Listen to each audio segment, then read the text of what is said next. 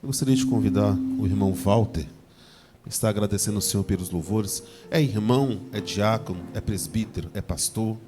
Como é que é? Hã? Diácono Walter, então.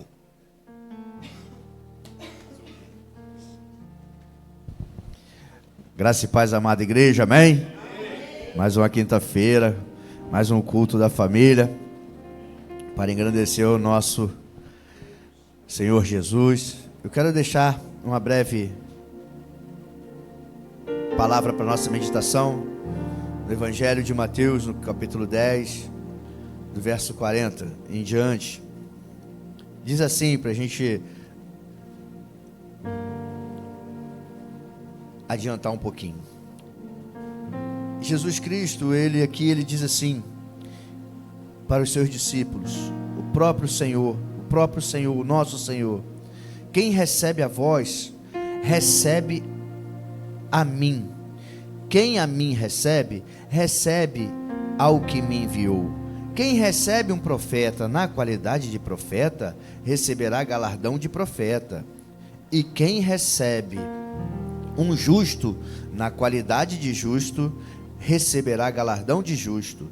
E quem tiver dado a um desses pequenos um copo de água fria somente, em nome de discípulo, de verdade vos digo, que não perderá o seu galardão. Amém? Soberano Deus, amado Pai, Pai amado e Pai querido, Senhor, estamos aqui reunidos, Senhor, nessa quinta-feira, Senhor, para louvar e engrandecer o Teu santo nome, Senhor, para aprender mais de Ti, Senhor. Senhor, venha, Senhor, nos cobre, Senhor, com Teu sangue, Senhor, nos dê, Senhor,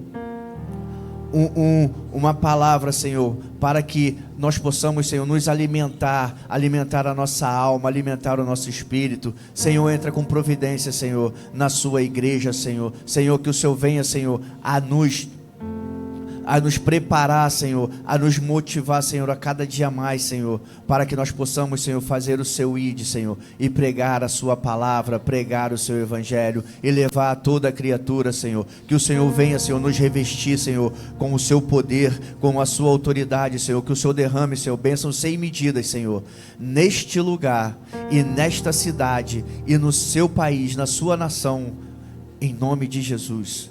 Amém e amém.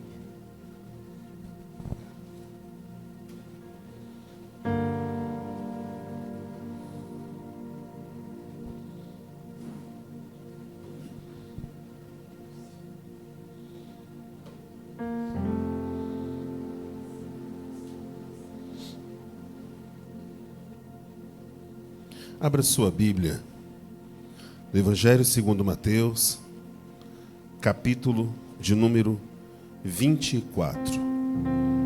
Evangelho de Jesus, segundo escreveu Mateus, capítulo de número 24.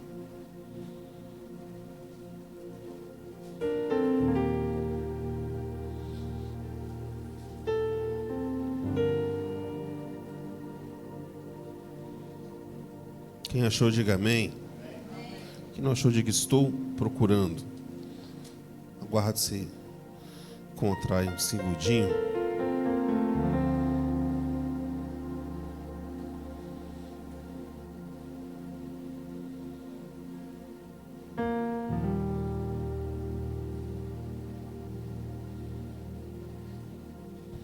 Todo mundo achou? Amém ou não amém? Mateus, capítulo de número 24, versículo de número 12. Todo mundo achou aí? Se você não achou, acompanhe no nosso telão aqui. Telão é pela fé, tá, irmãos? Achou, vai aqui. Mateus capítulo 24, versículo 12 está escrito: e por se multiplicar a iniquidade, o amor de muitos se esfriará. Mas aquele que perseverar até o fim será salvo. Vamos ler todos juntos o verso 12 e o verso 13. Vamos lá? E por se multiplicar a iniquidade, o amor de muitos se esfriará. Mas aquele que perseverar até o fim será salvo. Será salvo. Feche seus olhos por um momento, mas não sua Bíblia. como de costume, nós vamos usá-la durante todo o culto. Senhor nosso Deus, nosso Pai, obrigado, meu Deus, por esse momento que podemos estar aqui louvando ao Senhor através das músicas, Deus, concordando com as orações que foram feitas neste lugar, Deus. Nesse momento nós pedimos ao Senhor que abra as nossas mentes, meu Deus, para que nós possamos compreender a Tua palavra, Senhor. Que nosso coração esteja, Deus, como uma terra fértil, pronta para receber a boa semente da Tua palavra, que é o Evangelho, Deus. E que ele venha multiplicar a 30, 60 e a 100 por 1, de forma a refletir por toda a eternidade, Pai. Alcance os corações, meu Deus, aonde essa palavra chegar, aonde o som desse microfone atingir, meu Deus, onde essa mensagem pela internet poderá alcançar em todo o mundo, meu Deus. Que Teu Espírito Santo venha avivar o povo, meu Deus. Que Teu Espírito seja derramado sobre toda a carne, meu Pai. Fale conosco, Deus, através da Tua palavra nessa noite, em nome de Jesus. Amém? Tá alto aí, irmãos? Tá difícil controlar o som aqui, misericórdia. Vamos lá.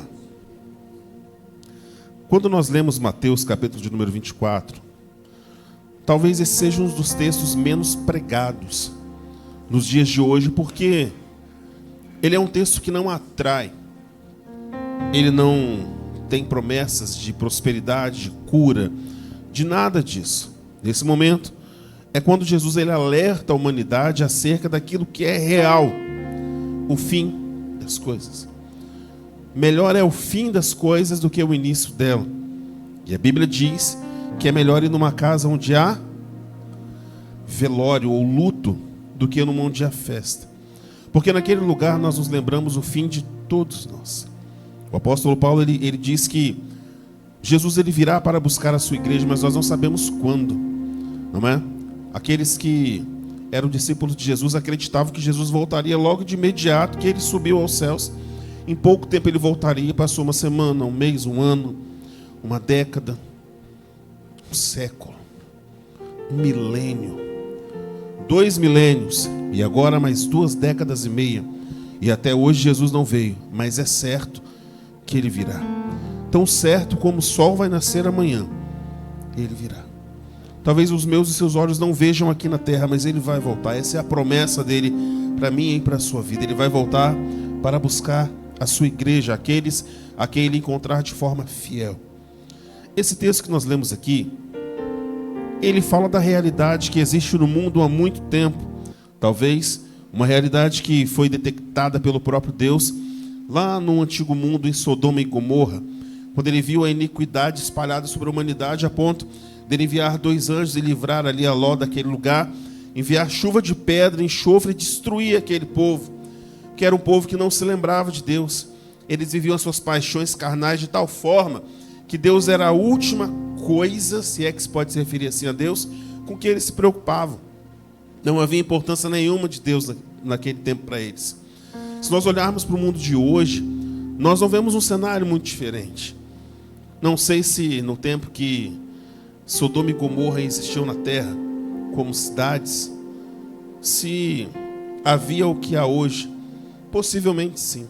A diferença é que naquela época não tinha um jornal para mostrar para todo mundo, não tinha internet para poder aparecer, não é? Mas a Bíblia diz que não há nada em oculto que não venha a ser revelado. Quando nós lemos esse texto aqui, os discípulos eles estão passando com Jesus e eles perguntam acerca de algo que, por exemplo, as testemunhas de Jeová não acreditam e não pregam, que é o fim do mundo, o fim das coisas. Pelo contrário, eles não creem que existe algo como a Bíblia de fato ensina. Eles meio que adaptaram aquilo ali e ensinam algo que não é verdade. Falar isso também não atrai as pessoas, porque não acalanta os ouvidos de ninguém. É uma mensagem um pouco mais dura. Nós estamos aqui hoje no culto da família, e lugar da gente chamar a atenção é dentro de casa, não é isso? A Bíblia fala que Deus ele começa a organizar o seu povo, a sua igreja, vamos dizer assim, pelo próprio Israel. O trem aperta lá, você vê que o mundo inteiro sente. É ou não é? Israel ele é o termômetro espiritual da humanidade. E é de lá que vem o nosso Salvador. E é de lá que virá novamente o Senhor Jesus. Quando ele está andando com os discípulos aqui, eu gostaria que você voltasse alguns versos na sua Bíblia aí. No versículo de número 1 do capítulo 24. Está escrito: E quando Jesus ia saindo do templo, aproximaram-se dele os seus discípulos para lhe mostrar a estrutura do templo. Jesus, porém, lhes disse: Não vedes tudo isso? Em verdade vos digo que não ficará aqui pedra sobre pedra que não seja. Todo mundo quer ter uma casa bonita, um carro bom. Claro, não é pecado, nada disso. Mas a vida do homem, ela não consiste apenas em trabalhar, comer e dormir. Trabalhar, comer e dormir.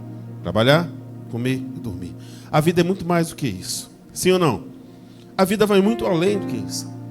É uma pena que, à medida que nós vamos vivendo, a nossa perspectiva de realidade, ela vai sendo distorcida, que nem um caleidoscópio. Ele não tem um foco. Um monte de vidrinho misturado ali que criam ilusões. A vida do homem, ela vem passando da mesma forma. Nós entramos de repente no emprego e tudo é novo, tudo é legal, você se arruma, vai, né? Chega cedo, serve um cafezinho para os colegas, faz o que não é a sua função.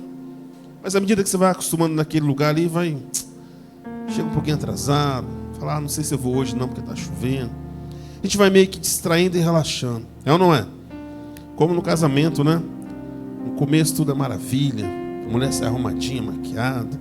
O homem usa as camisas furadas embaixo do braço. Não é? Leva para poder comer uma coisa mais gostoso, né? Você está em casa, come no sofá, de pijama. E a gente vai acostumando com aquilo ali.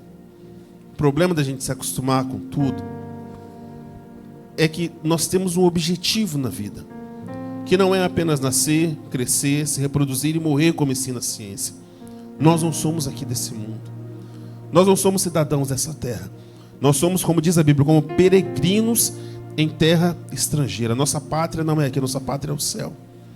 Mas essa mensagem também não agrada os ouvidos. Que ela não diz que Deus vai te curar, vai te prosperar, vai fazer nada disso. Isso faz parte, mas não é o centro do Evangelho. Todas as pessoas que Jesus curou estão mortas. Todas. Lázaro, que era amigo dele, que ele ressuscitou, também já está morto. Imagina, um morreu 2 vezes. Que terrível. Morreu 2 vezes. É melhor Jesus ter deixado ele morto, né? Já estava salvo mesmo. Para quê? Mas a gente se acostuma com tudo. Os discípulos aqui, eles olham a beleza do templo que havia ali e admiravam aquilo como nós admiramos. Cris e eu fomos ano passado na missão lá em Vila Velha, Praia da Costa, uma igreja linda, maravilhosa, muito bonita, tudo muito bem estruturado. No final do culto nós vamos falar com o pastor, cumprimentamos, já conheci ele há muitos anos, já preguei lá. E eu olhei em volta, assim, tinha umas 4, 5 mil pessoas, né, naquele dia. E as pessoas não se conheciam. É lógico, não tem como você conhecer ninguém num lugar que tem 4, 5 mil pessoas. O máximo que você vai conhecer é 2, 3, 4, 5. E olhe lá. Eles se admiraram com a beleza daquele templo. Falaram, Jesus, como é bonito, como é maravilhoso tudo isso aqui que foi construído. Jesus poderia falar, realmente, para a glória do meu Pai, onde foi construído isso aí, é uma maravilha. Mas ele traz eles de volta com o pé na terra. No verso 2 e diz, Jesus, porém, lhes disse, não vedes tudo isso? Em verdade vos digo que não ficará aqui pedra sobre pedra que não seja. E estando assentado no Monte das Oliveiras, chegaram-se a ele os seus discípulos em particular, dizendo, dize-nos quando serão essas coisas e que sinal haverá da tua vinda e do? Você já recebeu um testemunho de Jeová na sua porta que falou que não vai ter o fim do mundo? Alguém já recebeu? Não? Pois é. Mas se está escrito aqui é porque vai acontecer. Quer nós queiramos, quer não, vai acontecer. Naquela época os discípulos já tinham esse discernimento que tudo tem um começo, um meio e um fim. Jesus nos diz quando é que vão acontecer essas coisas. Aí ele começa a dizer para eles aqui no verso 4. E Jesus respondendo disse-lhes, acautelai-vos que ninguém vos engane, porque muitos virão em meu nome dizendo, eu sou o Cristo, e enganarão. Como é que alguém pode enganar uma outra pessoa dizendo-se ser o Cristo, ou falando em nome de Deus? Eu poderia dizer assim, olha irmão, se coloque de pé, Deus está me mostrando isso, e aquilo, e o enredo é sempre o mesmo, é cura, é doença, é transformação, é libertação. Eu não sou contra isso, não estou pregando contra isso. Mas o cerne do culto cristão não é esse. nós nos reunimos para ter comunhão uns com os outros e adorarmos a Deus. É isso. Como é feito aí tem as suas particularidades. Tem o pentecostal, tem o tradicional, tem o reformado. Cada um tem uma forma de lidar. Mas o cerne do culto, aquilo que traz de fato a adoração a Deus, ou leva a adoração a Deus, é o que o apóstolo Paulo diz. Nós devemos oferecer a Deus um culto racional. E um culto racional não quer dizer que você não possa ter emoções diante de Deus. Não é isso. É quando você coloca de fato a sua razão subjugada ao Espírito de Deus. Por melhor que seja a minha ou a sua oratória, que você fale bem, eu tenho uma retórica impecável, a mais bonita das orações, ela não tem valor nenhum e não pode ser perfeita para chegar no trono de Deus se ela não for consertada pelo Espírito Santo. Porque para Deus palavras bonitas não querem dizer nada. As orações mais sinceras que existem na terra são feitas num leito de hospital, atrás da grade de um presídio, na rua sozinho, depois de fumar uma pedra de crack. Deus me tira dessa vida, pelo amor de Deus. Não aguento mais esse inferno, Deus. Essas são as orações verdadeiras. Aquele povo que ninguém quer. Ninguém quer. Ninguém se percebe deles. Jesus, ele traz os seus discípulos para a realidade e fala assim, olha, verso 4, Marcelo?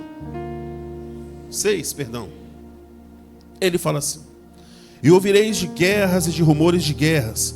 Olhai, não vos assusteis, porque é mistério necessário que isso tudo aconteça, mas ainda você vê a Ucrânia contra a Rússia, e agora os Estados Unidos contra a China, e aquele, todo dia um trem desse. Você imagina quando foi declarada a Primeira Guerra Mundial, como é que não ficou a cabeça dos cristãos? É agora que Jesus vem, não é? Aí vem a Primeira Guerra, termina, passam alguns anos, aparece um homem com todos os predicados, todos, do anticristo, Adolf Hitler. Ele tinha tudo para ser o anticristo, inclusive perseguindo judeus. Ele mata 6 milhões de judeus e persegue eles no mundo inteiro. Mas mesmo assim ele veio a ser derrotado. Imagina a cabeça dos cristãos naquela época. Jesus vai voltar agora. É ou não é? Uai, não falta mais nada para acontecer. Mas naquele momento ainda, Jesus não volta. E o tempo continua correndo e aí se cumpre aquilo que ele disse aqui, ó. Vocês vão ver guerra, rumor de guerra, gente dizendo, falando em meu nome, mas ainda não é o fim. Aí ele fala aqui algo que nós deveríamos pregar todos os cultos, ou pelo menos começar ou terminar os cultos, dizendo o que ele diz aqui. Ó. Verso 7. Porquanto se levantará nação contra nação, reino contra reino, e haverá fomes e pestes e terremotos em vários lugares.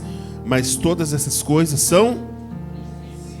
é apenas o começo. Então, vos hão de entregar para seres atormentados e matar-vos-ão, e sereis odiados de todas as gentes por causa do meu nome. Parece ter uma coisa errada, não é? Porque ser crente virou moda. O sujeito pode ser um cantor famoso, levar a sua vida ali da forma como ele quer, e depois ele vai na rede social e posta que ele é cristão.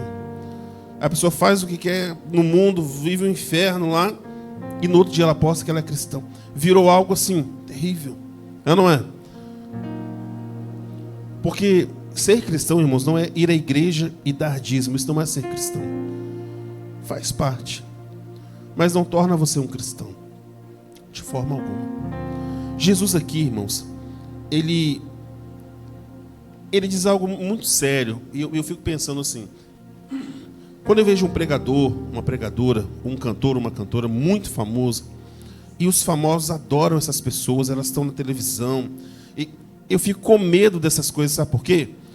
Porque não há comunhão entre luz e trevas. Jesus disse, se alguém ama o mundo, o amor dele não está nessa pessoa. E a condição para que você esteja enquadrado no que ele está dizendo é, vocês não vão ter aplausos por levar o meu nome. Pelo contrário, vocês vão ser odiados. É o que diz aqui, ó. Verso 9. Então, vos hão de entregar para seres atormentados e matar-vos-ão, e sereis odiados de todas as gentes, por causa... Nesse tempo, muitos serão escandalizados e trair-se-ão uns aos outros, e uns aos outros se aborrecerão, e surgirão muitos falsos profetas e enganarão. Tem muita gente enganada. Tem muita gente enganada. Esses dias uma pessoa falou assim: não, pastor, você viu que bênção aquele culto naquela igreja e tal? Falei, bom, mas lá está cheio de crentes de outras igrejas. Quando nós deveríamos estar nos esforçando para ganhar o ímpio. É ou não é? Porque não faz sentido. Não faz sentido. É ou não é? É chover no molhado. É fazer mais do mesmo. No final das contas, isso não tem... É só uma comunhão dos santos, vamos dizer assim. Não é pecado nem errado, não, tá? Não estou dizendo isso, não. Mas no final das contas, é 0 mais 0. Não deu em nada. Ele continua dizendo aqui, o verso 12. E multiplicar-se-á a iniquidade, perdão, e por se multiplicar a iniquidade, o amor de muitos,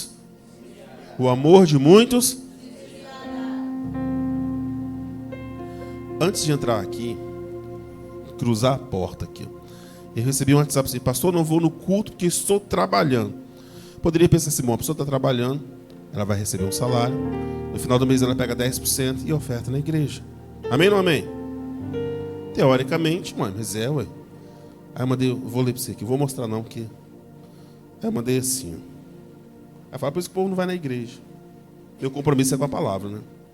Salmo 127, coloca aí, Marcelo, para mim, dá para colocar? Isso tem uns 20 minutos, mais ou menos. Salmo 127, achou? Verso 2. Vamos ler todos juntos, bem bonito. Se não achou, tem aqui na tela, ó, no telão, né? Vamos lá?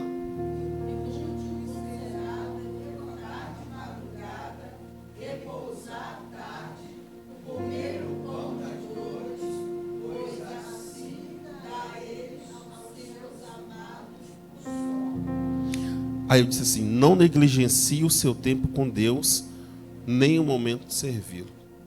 Uma pessoa dessa volta na igreja? Seja honesto. Você voltaria? Eu trabalhava na DISA, aquela usina de álcool que fechou aqui.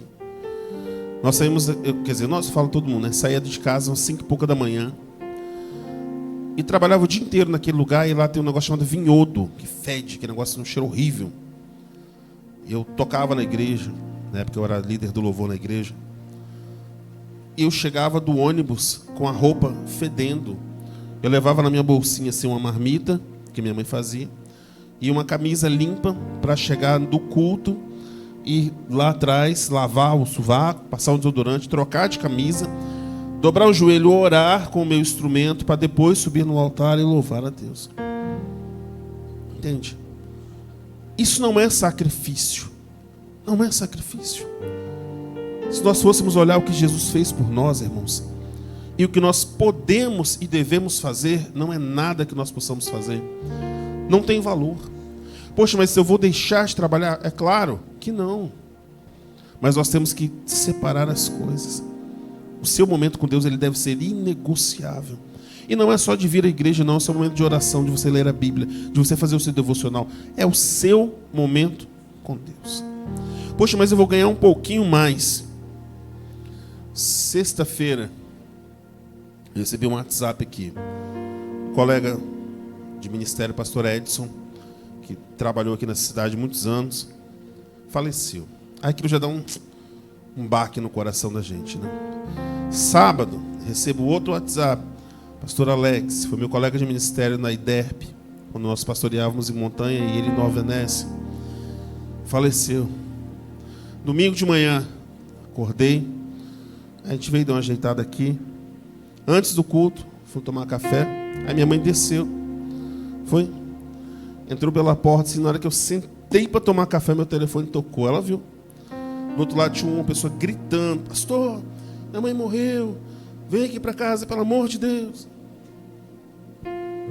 Não são problemas meus. Não são problemas meus. Mas a gente lida com tudo isso o tempo todo. O tempo todo. Sabe? E a gente vê o amor das pessoas se esfriando uns pelos outros naquilo que é mínimo. Mínimo. Dia de culto. Liga para fulano, vê se fulano vem no culto. Cadê Beltrano? Não sei.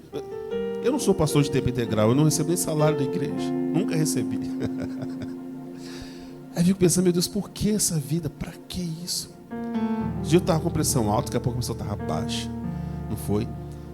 De madrugada eu enxaqueca, fui parar no hospital, fui sozinho dirigindo, não sei como que eu cheguei no hospital. Isso faz parte.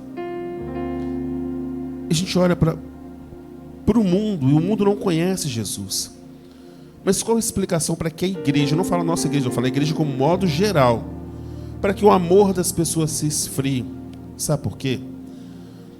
Talvez nós estejamos acostumados com a ideia de que Jesus ele está tardando, como aquelas 10 virgens, lembra? As 10 dormiram, porque o noivo tardava, mas 5 estavam apercebidas, prontas, preparadas. As 10 dormiram, cochilaram, desanimaram. Jesus fala, e por se multiplicar a iniquidade, o amor de muitos esfriará. Verso 13. Mas aquele que perseverar até o fim será salvo. Pula para o verso 29 aí para mim, por favor. Só para a gente terminar. Nosso tempo já acabou.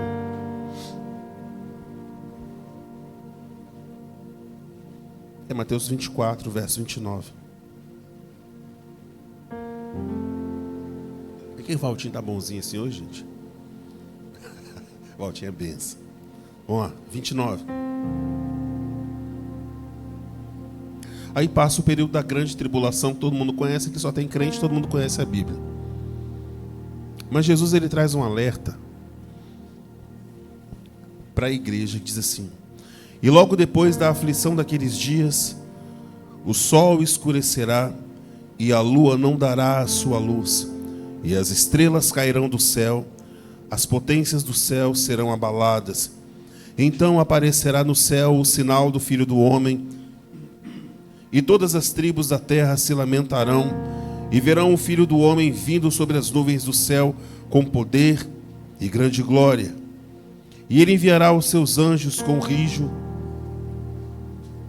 clamor de trombeta, os quais ajuntarão os seus escolhidos desde os 4 ventos, de uma a outra extremidade dos céus. Aprendei, pois, essa parábola da figueira. Quando já os seus ramos se tornam tenos, brotam folhas, sabeis que está próximo o verão. Igualmente, quando virdes todas essas coisas, sabei que ele está às portas. Em verdade vos digo que não passará essa geração sem que todas essas coisas aconteçam. Verso 35. O céu e a terra passarão, mas as minhas palavras jamais passarão. Verso 36. Porém, daquele dia e hora, ninguém sabe. Nem os anjos do céu, nem o Filho, mas unicamente. Quando eu vejo alguém dizer, Deus me arrebatou, me levou no inferno, não sei o que, tarará, e me falou que vai voltar dia tal. Não acredite nisso. Por causa de uma heresia desse tamanho, existe a Igreja Adventista do 7º dia. Porque uma profetisa, Ellen White, marcou algumas vezes a vinda de Jesus e ele não veio já faz mais de 100 anos.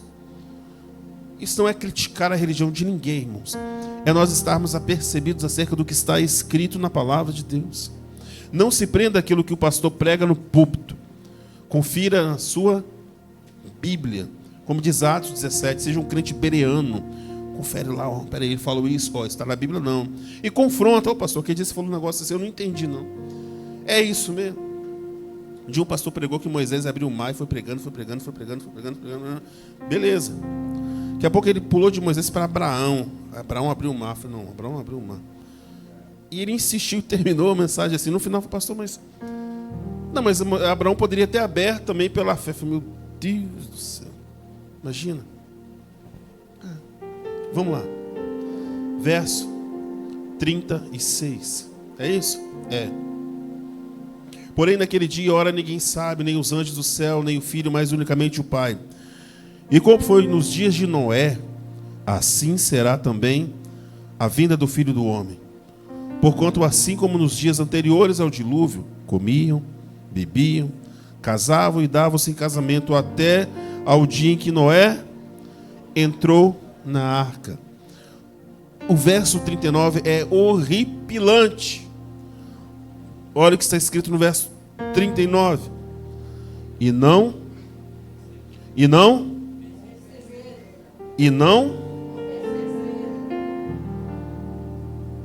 O homem estava anunciando, que viria chuva sobre a terra e que Deus ia destruir aquele povo. E foi. E passou anos construindo aquela embarcação. Eu imagino o momento, Marcelo, que Deus fala com Noé assim: Noé, pega os seus 3 filhos, as esposas dele, e entra na arca. O trabalho de Noé foi entrar na arca. Ele nem fechou a porta da arca. Quem fechou por fora foi o anjo e lacrou ela por fora. Possivelmente Noé poderia olhar lá e dizer: meu Deus, meu vizinho, meu parente, abre lá rapidinho para ele entrar. Se você for estudar um pouquinho da Bíblia,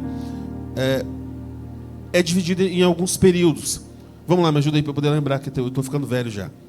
Inocência, consciência, governo humano, patriarcal e lei. É isso?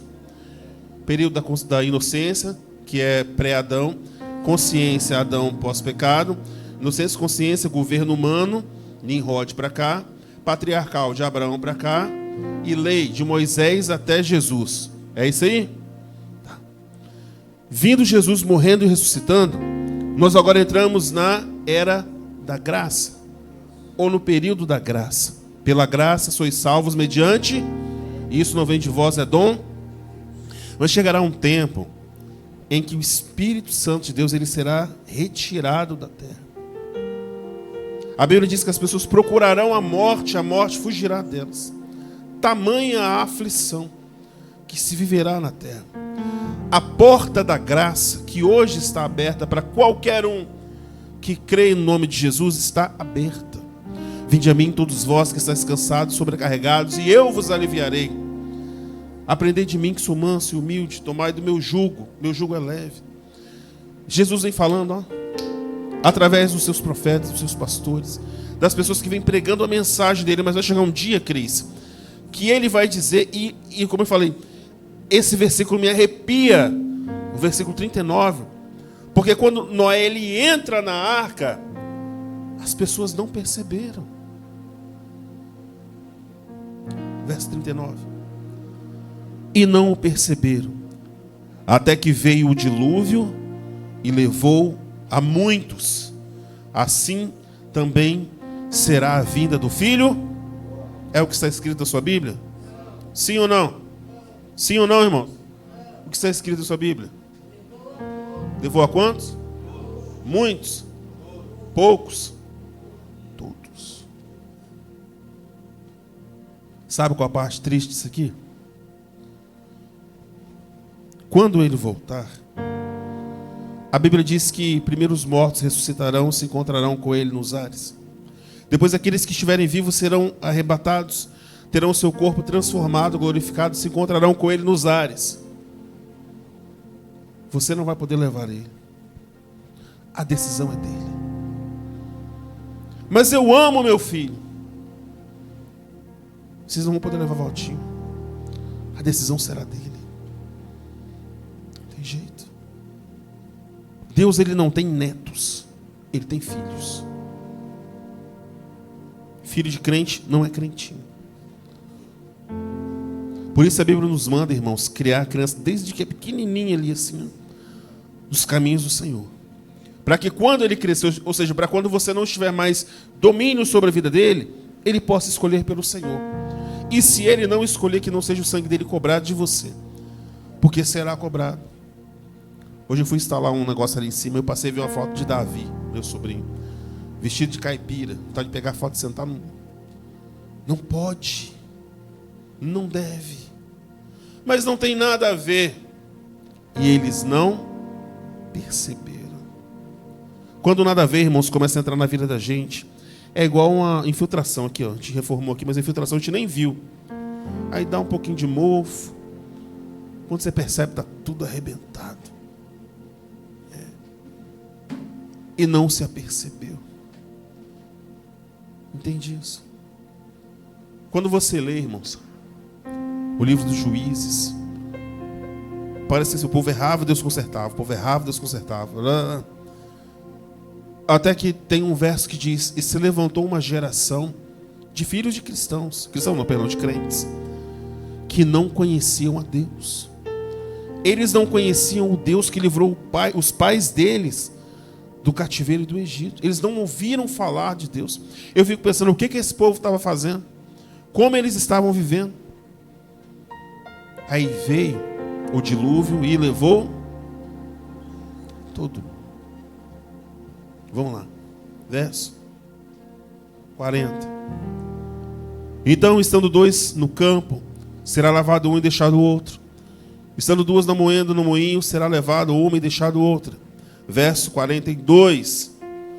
Vigiai, pois, porque não sabeis a hora que há de vir o vosso Senhor. 43. É isso? É. Mas considerai isso: se o pai de família soubesse a que vigília da noite havia de vir o ladrão, vigiaria e não deixaria que fosse arrombada a sua casa. Por isso, estai vós apercebidos também, porque o Filho do Homem há de vir a hora que não... Esse domingo, foi domingo de manhã, né? Quando eu recebi a notícia da morte da Ziza, eu me lembrei que mês passado eu fui fazer um trabalho aqui na Câmara Municipal, dos vereadores, e levaria muito tempo de configurar câmera, esse negócio e tal. Eu estava com o Wagner, um amigo meu que trabalha com som. Ele é responsável pela parte técnica de som da Câmara. E aí eu falei: Cris, me leva lá, nós temos um carro, né? E vai fazer o que você tem de fazer, quando você voltar você me pega aqui. Aí eu falei: olha, antes eu vou só dar uma passadinha para ver como é que tá a Ziza, e depois eu vou. Eu falei: beleza, manda um abraço para ela e depois eu vou lá. Não deu tempo. Não deu tempo. E agora? Na hora do velório dela eu não consegui sair do carro. Foi a primeira vez na vida que isso aconteceu comigo. Eu fiquei rodando no carro. E foi chegando gente no carro. E o pessoal: cadê ele? Cadê ele? E o pastor que estava fazendo o culto fúnebre, não foi? Chamou aqui e falou: cadê o pastor? Ela falou: ele não conseguiu sair do carro. Eu estava debaixo de chuva, trancado dentro do carro. Não consegui sair dele. Porque isso gera na gente um pensamento assim: por que não?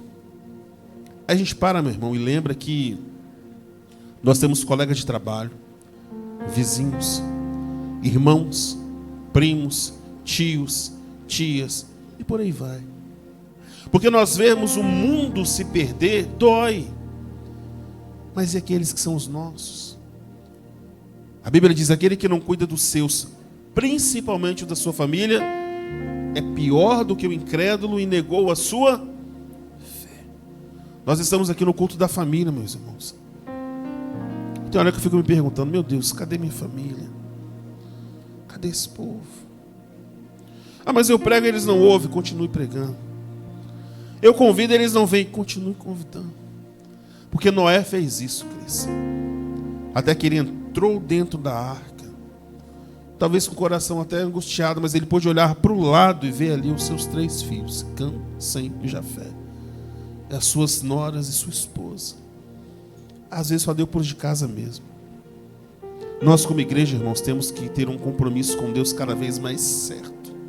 Ah, mas eu não gosto, eu também não gosto de estar aqui todo culto. Não, tem culto que eu quero estar deitado assistindo televisão. Mas Deus me chamou para isso aqui, irmãos. Não importa quanto dinheiro eu ganho ou deixo de ganhar. A minha função de estar vivo na terra até hoje não é ir para a academia, que eu odeio aquele lugar. Não é nada disso. É apenas fazer isso aqui. Porque lá atrás eu aceitei o chamado de Deus. E um dia eu vou ter que prestar conta de cada palavra que eu preguei aqui atrás desse púlpito. Mas cadê o irmão fulano? Ó, Deus está aqui. Ele não quis, mas eu fui lá.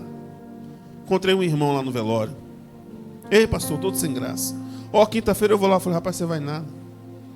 Vai não. Mas as portas estão abertas. O dia que você quiser está aberto. Sabe? A gente precisa continuar tentando. Mas acima de tudo, eu fazer a minha parte e você fazer a sua. Amém? Para que nós não sejamos pegos de surpresa. Eu gostaria que você fechasse seus olhos por um momento e você pudesse refletir na letra dessa canção.